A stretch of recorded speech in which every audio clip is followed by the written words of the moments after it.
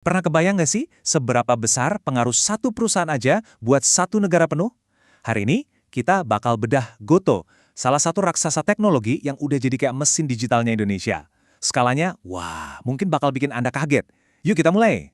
Jadi, pertanyaannya, seberapa besar sih jejak Goto di Indonesia? Daripada nebak-nebak, mending kita langsung lihat angkanya aja ya. Jawabannya mungkin jauh lebih besar dari yang kita kira.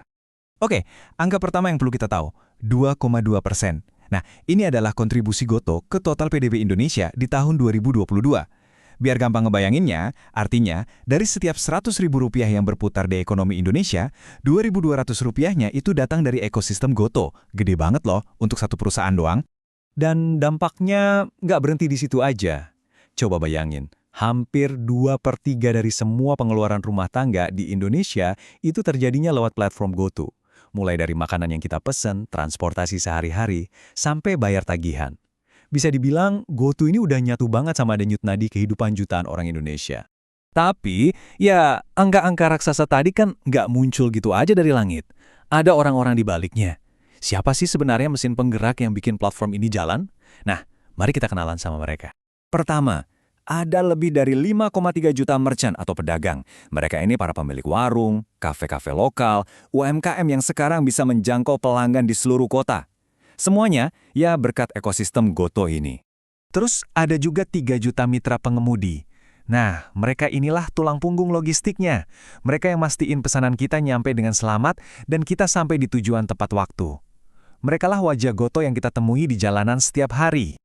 Jadi kalau kita totalin, ada lebih dari 8 juta orang yang secara aktif cari nafkah lewat platform ini. Mereka ini benar-benar ngebentuk sebuah mesin manusia yang super kuat, yang muterin roda ekonomi digital Indonesia setiap detiknya. Oke, pertanyaan selanjutnya, kok bisa Goto tumbuh jadi segede ini di Indonesia? Jawabannya ada di kondisi pasar kita yang unik banget, yang ternyata jadi semacam peluang emas buat mereka.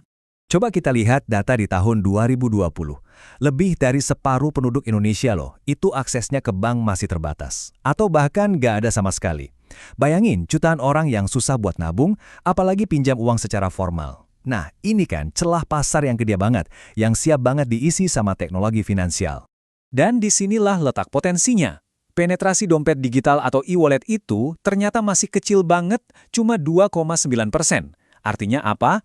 Artinya, layanan keuangan digital ini tuh ibaratnya masih bibit yang baru ditanam di lahan yang super luas dan subur. Ruang buat tumbuhnya itu, wah, masih sangat besar.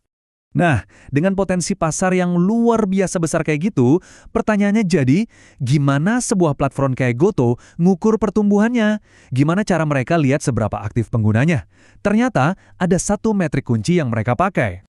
Metrik itu namanya MTU atau Monthly Transacting Users. Gampangnya gini, ini tuh jumlah pengguna unik, jadi satu orang dihitung satu kali, yang minimal melakuin satu aja transaksi dalam sebulan. Mau itu pesan GoRide, GoFood, atau bayar pakai GoPay, itu dihitung. Ini tuh jadi kayak detak jantungnya platform, nunjukin seberapa sehat dan aktif ekosistemnya. Dan hasilnya, gimana? Kenceng banget. Ada pertumbuhan 16% dalam jumlah pengguna aktif bulanannya. Ini bukan cuma angka di atas kertas ya. Ini artinya ada jutaan orang baru yang gabung dan aktif bertransaksi setiap bulannya. Jadi, platformnya ini nggak cuma gede, tapi juga tumbuhnya makin ngebut. Oke, semua angka dan fakta ini ngebawa kita ke sebuah pemikiran yang lebih dalam nih. Apa sih artinya kalau satu perusahaan itu udah jadi bagian yang nggak terpisahkan dari kehidupan satu bangsa? Ini kan udah bukan soal bisnis biasa lagi ya, ini udah soal skala dan tanggung jawab yang luar biasa besar. Kutipan ini kayaknya ngerangkum semuanya deh. Skala operasinya itu udah bukan skala kota, tapi skala satu negara.